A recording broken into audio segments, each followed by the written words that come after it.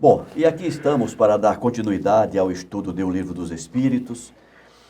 Hoje, neste programa de hoje, eu e o Alcir Almeida vamos comentar se o celibato é um estado de perfeição meritório aos olhos de Deus. Nos acompanhe logo após a nossa vinheta. Até já. Começa agora o programa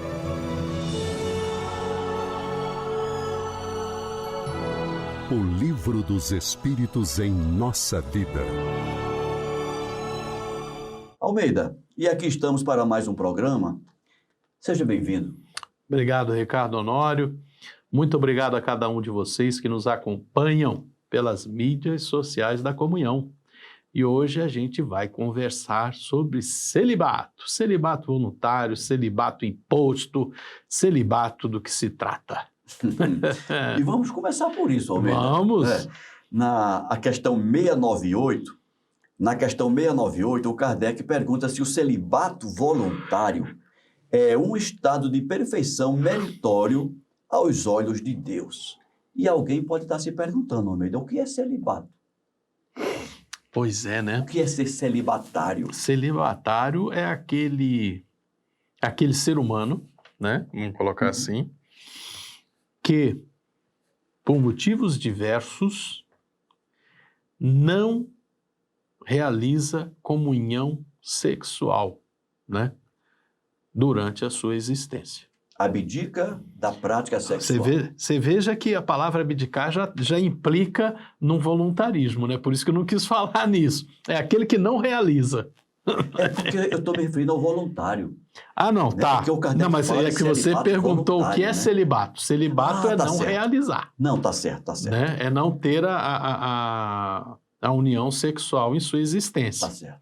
Agora, a pergunta, aí sim, nós agora chegando na pergunta, o celibato voluntário, ou seja, o ser humano, por um ato de vontade, ele decide não ter uma união sexual.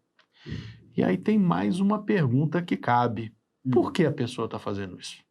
Com que objetivo? Não. Qual é o objetivo? Porque... E é interessante essa história do celibato, e aqui a partir deste momento eu estou falando de cristianismo. Você já ouviu falar em Santo Antão, né? Santo Antão é um dos primeiros celibatários na história do cristianismo. Tem até uma cidade em Pernambuco. Santo Antão. Vitória de Santo Antão. Pois é. O Santo Antão é egípcio. Não sabia. Pois é. A gente sempre pensa que santo é europeu, né? Não, é lá atrás, é lá do bem mesmo antiga a história dele. E ele, do meu conhecimento, se não é o primeiro, é um dos primeiros celibatários. A questão do celibato, ela tem muitas discussões em volta, porque ela é muito forte no mundo ocidental em função da Igreja Cristã, que adotou isso em vários momentos, sob vários aspectos. Até o século X, os padres naturalmente casavam, tinham filhos, era normal. Tinha essa... Era normal, é só você...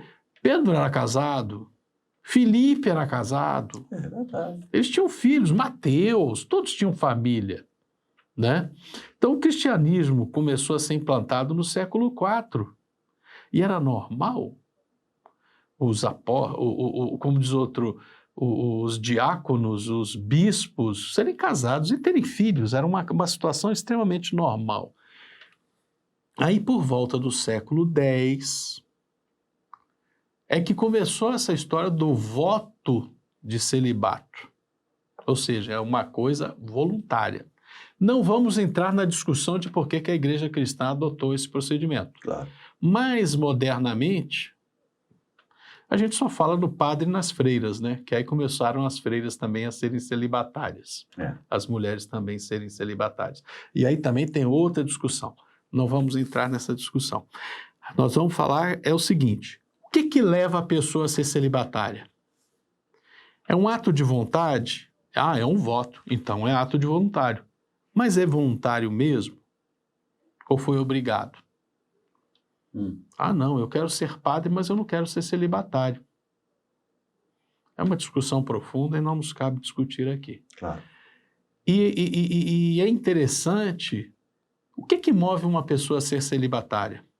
Né? Um homem, ai, mulher, que coisa nojenta, sei lá. Né? Ou vice-versa, uma mulher não quer ter contato com um homem, ai, os homens são todos sujos, sei lá o quê. Ou é egoísmo?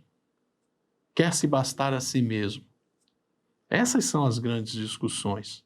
Então, ou outras questões psicológicas. Questões psicológicas que travam... estejam nesse bojo de experiências pretéritas motivando tudo isso, né, Almeida? Por outro lado, vamos falar de uma Madre Teresa de Calcutá. Caramba! Como é que é o nome da baianinha, gente? Irmã Dulce. Irmã Dulce. Né? A Irmã Dulce era todas as duas, Irmã Dulce e a Madre Teresa, eram mulheres fisicamente frágeis, né? Mas elas tinham o desejo de se dedicar à mensagem do Cristo e viver os valores do Cristo e servirem a essa sociedade cristã. Madre Teresa lá em Calcutá e Irmã Dulce aqui em Salvador.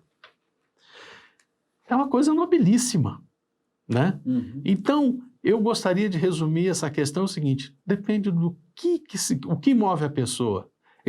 É um desejo de, eu não vou me dedicar a um marido, a uma família, a filhos, mas vou me dedicar a toda a sociedade. E é uma coisa altamente meritória. O nosso próprio Chico. Será que o Chico ia conseguir escrever 400 e tantos livros se ele tivesse que se dedicar a uma esposa e a filhos? Será que ele conseguiria? Não sei. Né? É uma questão de fundo. Então, eu resumo a isso. Olha, o que é que está movendo? Que valor está movendo essa pessoa? É uma discussão ética interessante. Ou é um egoísmo, ou é a vaidade. Eu não quero contato com homem porque eu não quero ficar grávida. É um celibato. Autoimposto e voluntário. Né? Mas o motivo é fútil. Exatamente. O motivo é fútil. O que move a decisão não tem... grandes valor moral. Não tem um grande valor moral. Né? Então, eu resumiria a questão a essa. É um estado de perfeição meritório? Não necessariamente. Dependendo dos motivos, é algo até vergonhoso.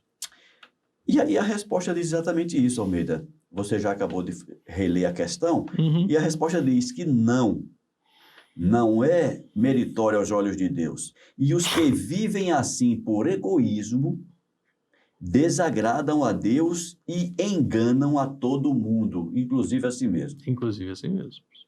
Né?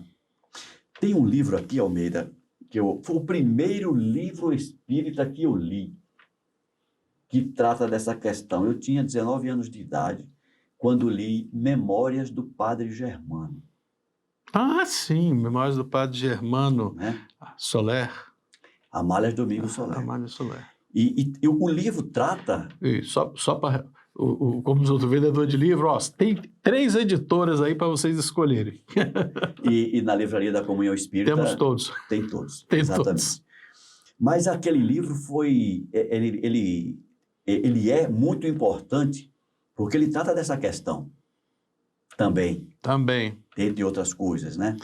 Porque o problema do Padre Germano não era egoísmo, ele queria se dedicar à sociedade. Mas ele sofria. Ele sofria o sofrimento das pessoas, ele se sentia pai e mãe de toda aquela comunidade. Mas você lembra que eu estou falando do sofrimento dele? Vou dar um spoilerzinho aqui, mas até para instigar os ouvintes a ler o livro. Lembra que ele se apaixona? Sim, mais de uma vez, mas sim. Ele se apaixona por uma jovem que ia confessar-se. E ele muito jovem, né? Porque no livro fala que ele entrou, ele tornou-se padre...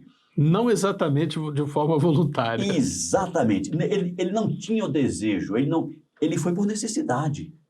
Né? Ele se fez padre. Ele não nasceu padre. Até para sobreviver. Porque era muito comum também isso. Sim. Um filho que não ia herdar nada, que não ia ter terra, ia ser uma boca a mais dentro de casa, a família empurrava para o seminário.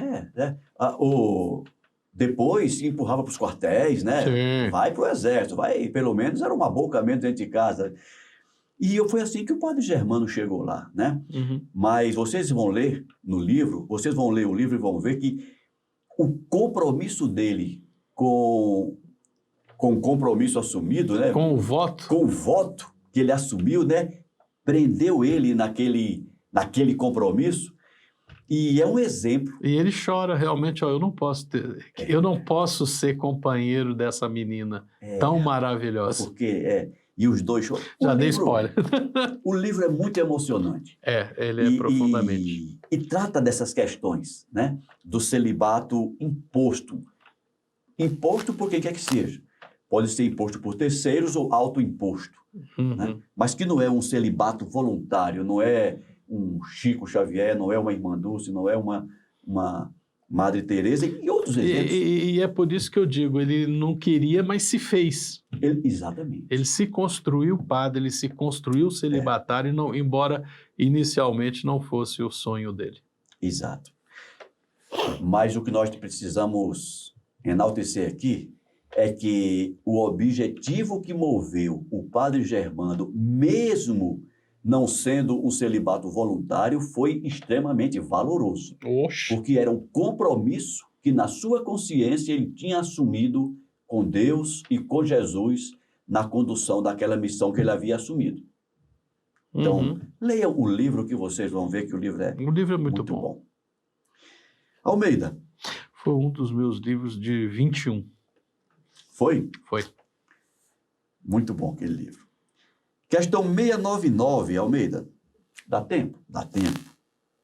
A gente leu a resposta? Engana todo mundo. Leu? Lemos sim. Sim, 699. Vamos agora para a questão 699. É a última questão dessa temática, é casamento e celibato. Depois da resposta tem também um comentário do Kardec.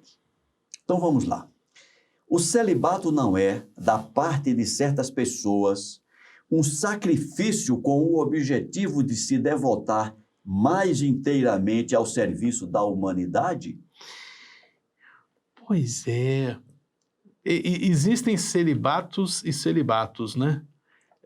Eu fico, porque é uma constante, e com certeza você deve conhecer exemplos semelhantes. Eu conheço alguns exemplos de muitas mulheres e alguns homens que tornam-se celibatários não por desejo, mas com um espírito de sacrifício em favor da própria família, né? Ou da sociedade, como o caso do padre Germano. Sim, né? Mas o que eu quero dizer é não apenas da sociedade, mas também por situações familiares. Eu conheço algumas mulheres que se tornaram celibatárias para criar os irmãos, porque de repente um pai e uma mãe se foram, ou os dois, e ela assume a responsabilidade daquelas crianças e ninguém encosta, ninguém apoia, e ela se torna uma pessoa, nesse capítulo, solitária, celibatária, mas não sozinha. Verdade. Porque ela está ali apoiando os irmãos e criando e sendo o sustentáculo de um, de 10, de tantos. Verdade, né? Almeida. É nesse sentido que eu queria dizer, né? E todos conhecemos exemplos assim. Basta a gente não ser muito novo. Quando a gente vai ficando mais velho, a gente vai juntando essas histórias, né? E assim como nós temos vários exemplos de pessoas que, não por egoísmo, mas por um autêntico desejo de servir a sua comunidade, servir a sociedade, servir a uma religião, se tornam celibatários. E aqui já falamos de alguns, né? É verdade. Né? E isso é extremamente meritório. Sem dúvida. E voltando, reforçando aquela questão, né, Almeida? Temos que analisar, observar o que move a decisão. Eu vou me tornar celibatária, sei lá. O que é que move? Não, é isso. Porque se eu arranjar um marido, uma esposa, eu vou faltar a esses aqui que dependem de mim. Então eu vou abrir mão dessa minha desse meu anseio, para que eu possa me dedicar a isso. E aqui a gente pode lembrar o Divaldo Franco. Divaldo, Né? é aquela história, né? Ele foi pai de quantos? Ele é pai de quantos? Você lembra aquela conversa dele com a Joana, né? Quando ele pensava, ele tinha aspirações de, né? E a Joana disse, não, Divaldo, nessa encarnação Não está programado, não está não. programado. Você vai ser pai, mas não do jeito que você está pensando, né? E o Divaldo, quantos filhos tem aí? Sei lá, já passou de 1000, não? 1000? Muito mais. Não, falando registrado mesmo. Ah, é. Mas, inclusive, registrado, acho que já passou de 1000. Não sei, são... Não tenho certeza. É muita gente. Mas com certeza é mais do que É os muita dois gente que não tinha... É interessante, antes que alguém pense alguma besteira, era muito difícil, até há alguns anos, você conseguir colocar uma criança num determinado local sem ser uma obra da Igreja Católica e sem ser da família. Então, o Divaldo lançou mão disso. Essa criança está precisando de um pai. Eu vou ser o pai dessa criança. Então, ele registrou muitas crianças. Tanto ele quanto o Nil, né? O Nil também registrou muita criança como se filho dele fosse. É verdade. Né? Então, tem tudo isso. São exemplos, né? Para que a gente tenha elementos para pensar, para considerar essas questões, saindo daquele senso comum, né, Almeida? Vamos analisar em profundidade essas questões. Sim, o que move, o que está acontecendo ali. O que está por trás de tudo isso. Vou repetir a pergunta. O celibato não é, da parte de certas pessoas, um sacrifício com o objetivo de se devotar mais inteiramente ao serviço da humanidade? E a resposta: isso é bem diferente. Eu disse por egoísmo, que ele é contrário. Todo sacrifício pessoal é meritório quando é para o bem. Quanto maior o sacrifício, maior o mérito. E aqui tem um comentário do Kardec. Deus não pode se contradizer, nem achar mal o que fez. Não pode ver mérito na violação de sua lei.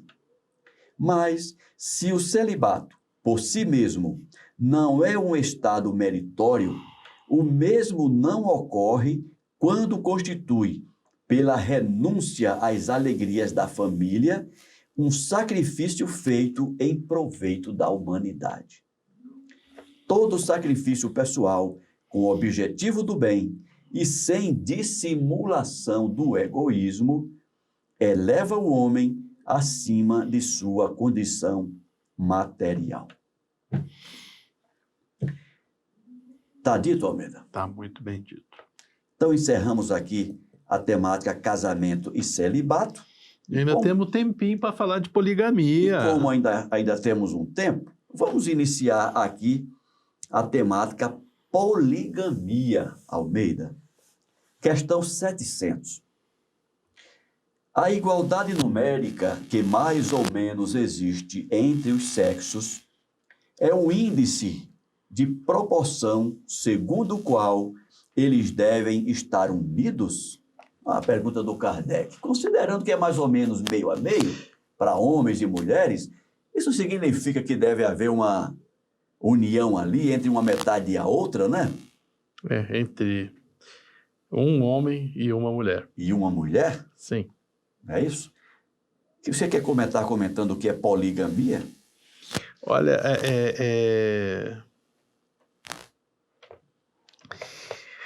é confuso e a gente não pode esquecer de questões históricas, questões culturais, porque é um fato que às vezes as pessoas fazem comentários do tipo: morre muito mais homem pela ação da violência do que mulheres. É verdade. Ah, isso é porque a nossa sociedade é violenta. Nós sempre fomos assim. Nós sempre fomos assim.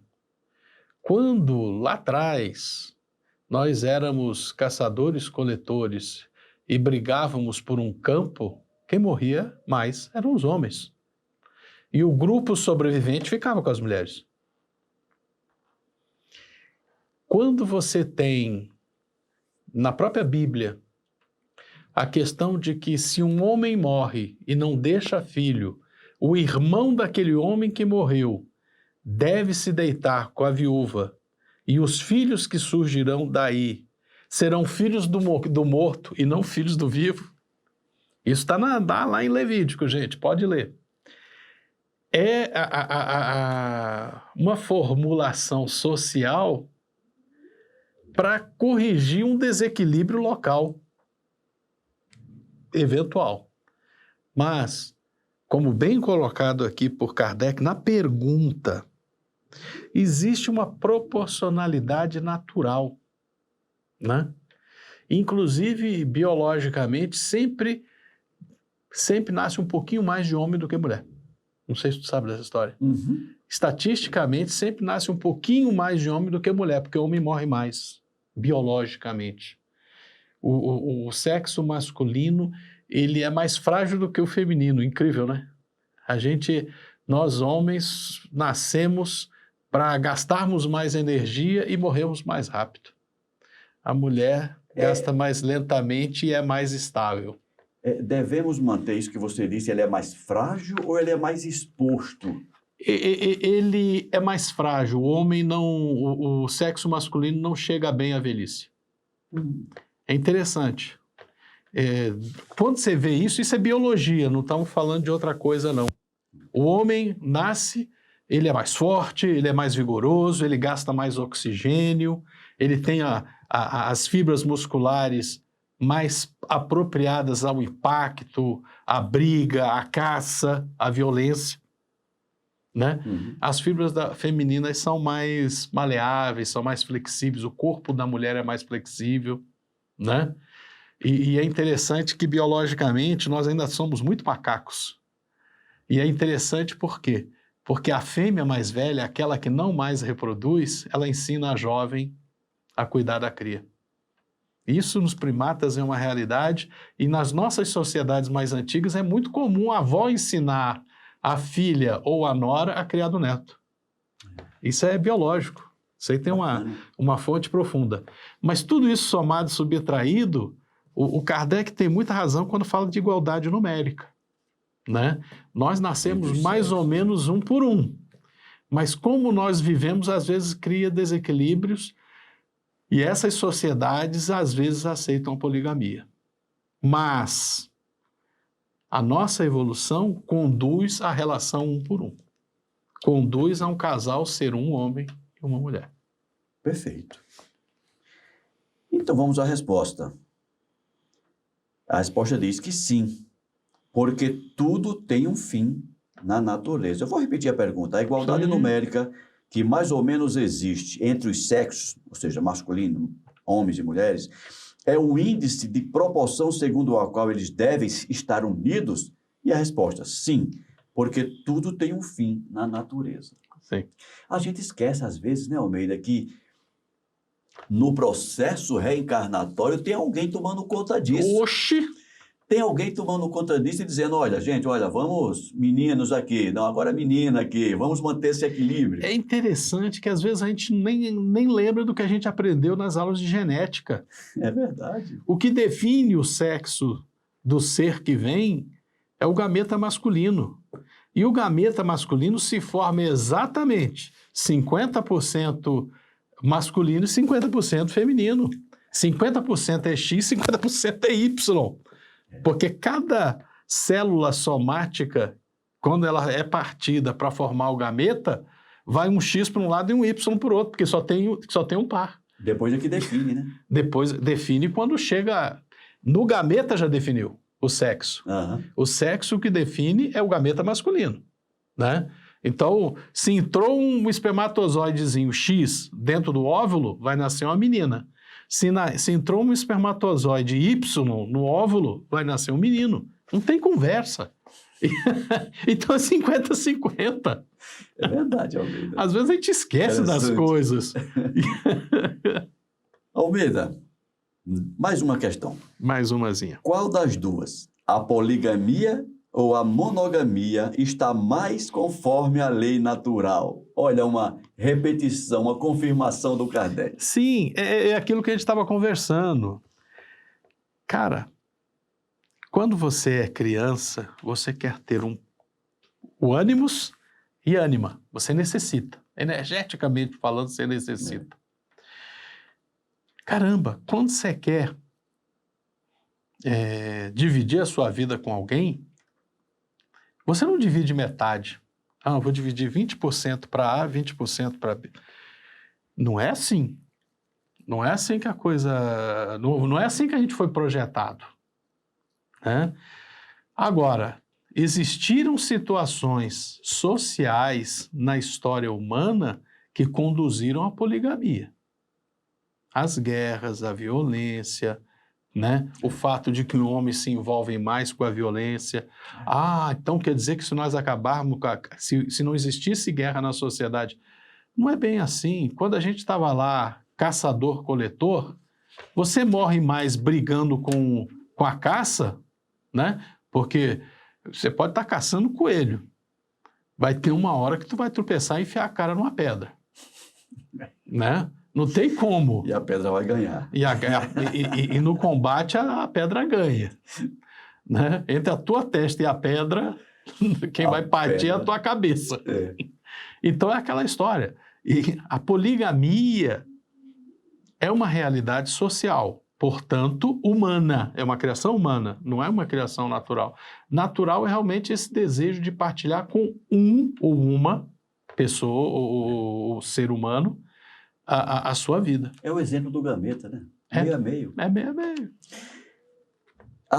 Tem a resposta e um comentário do Kardec. Sim. A resposta diz o seguinte: a poligamia é uma lei humana cuja abolição marca um progresso social. O casamento, segundo os objetivos de Deus, deve ser fundado sobre a afeição dos seres que se unem. Com a poligamia não há afeição real, apenas sensualidade. E tem um comentário do Kardec. Se a poligamia fosse segundo a lei natural, ela deveria poder ser universal, o que seria materialmente impossível, visto a igualdade numérica dos sexos. A poligamia devia ser considerada como um uso ou uma legislação particular, apropriada a certos meios, e que o aperfeiçoamento social faz, pouco a pouco, desaparecer. Quando a viúva não precisar mais se deitar com o cunhado para que ela sobreviva, o cunhado não vai precisar se deitar com ela para que ela tenha longevidade na sua vida. Almeida, nosso tempo está acabando e nós acabamos também o tema. Acabamos o tema. Poligamia. E acabamos também esse capítulo 4 do livro 3º. Acabamos, Almeida. E na semana que vem, Almeida, vamos começar falando sobre a lei de conservação. O instinto de conservação, Almeida, é uma lei natural? Semana que vem você comenta isso. Muito obrigado pela companhia de todos. Se gostaram, deixe o seu like, o seu comentário. E a gente se vê na próxima semana, quando o Almeida vai comentar essa pergunta. Forte abraço e até a semana que vem. Abraço, gente.